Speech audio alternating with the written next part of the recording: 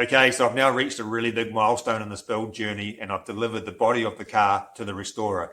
So the name of the place that I'm using is called Bodymods, and I can tell you there's some pretty cool stuff going on in this place. Be sure to check out the green wagon coming up. I bet that you Holden experts can't figure out what model this is. The other thing is that I reckon it was a good day for you Australians, because check out this absolutely mint Buick Riviera that had to give up its position in the workshop so that my Australian built Holden could go in there and take its spot. So this place is absolutely packed with these incredible custom cars. And now there's like this complete contrast of my rusty old Statesman that's like somehow gone and managed to get itself into prime position in the workshop right up the front by the entrance. So I reckon that contrast is pretty cool.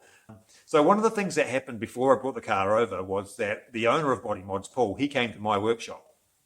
Hi, my name's Paul. I'm from Bodymods in Hamilton, and I'm in Andrew's shed to come and have a look at progress on the Statesman. And I took the opportunity just to kind of ask him a few questions. And one of the things I was always curious about was, what's it like for him when he has a car? If you can imagine the Statesman's perched up on a trailer, all that rust fully on display, what are the thoughts that go through his head when he sees a car like that? What I was thinking was, I'm going to have to give this guy a reality check because this car's pretty nasty. And they are an obtainable car. If you want to have an HQ Statesman and if you've got the budget for it and a bit of patience, and you're going to find one. They do come up.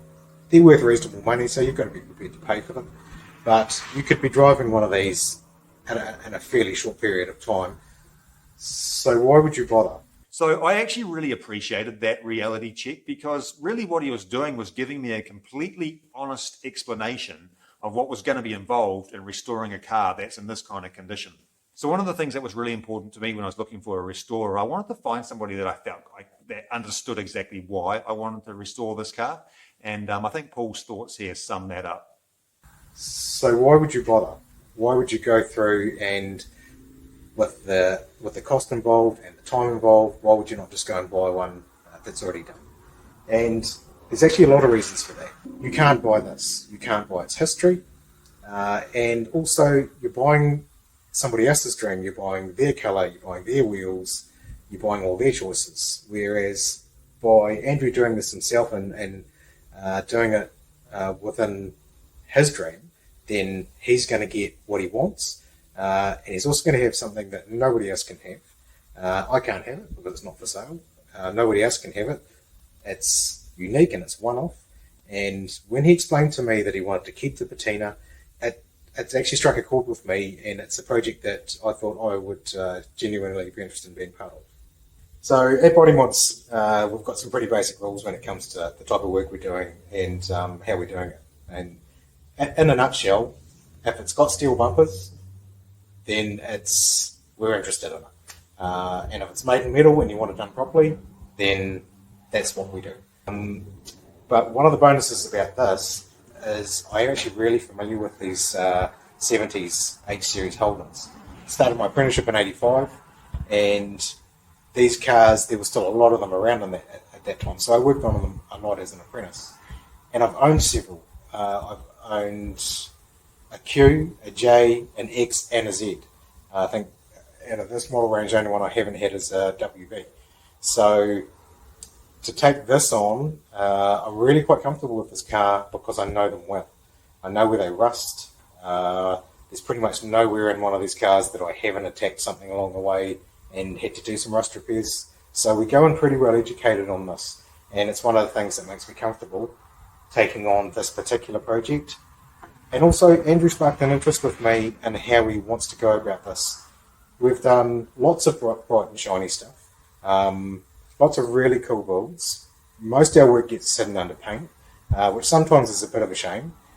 We're given an opportunity with this car to actually showcase that work because the goal is to not paint over the metalwork. And so you will be able to see what we've done and how we've done it. And as a project and as a build, that's something that I'm quite drawn to. And of course, I had to ask about the firewall and the cowling, because this is where I cling all my hope onto in this build. So you can imagine how thrilled I was when I heard this. It's actually in particularly good condition under here. So we're going to have to do some work and establish exactly what's what. But for the state of the rest of the car, These wiper panels are really quite good. Okay, so when Paul agreed to do this car, he had absolutely no idea that he would then be having to explain his every move as he went through this process. So it's certainly much appreciated, and it's not over for him yet because it's not enough just to have him come here. We're going to go to his place of work now and get him to continue explaining what he's doing. So thanks heaps to him. Okay, so this is where the journey's led me to Bodymods, and I can tell you from experience that not everybody is keen to take on a car that's in the condition of the Statesman, and it's because of the compliance side of things. When you go through compliance, any repair work has to then be certified. So, and then I strike these guys, and they just seem to be completely unfazed by that side of things.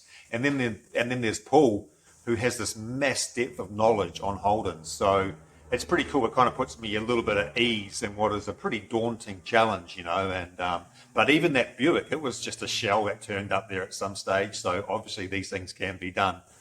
Okay, so thank you so much for watching, and I'll see you in the next one.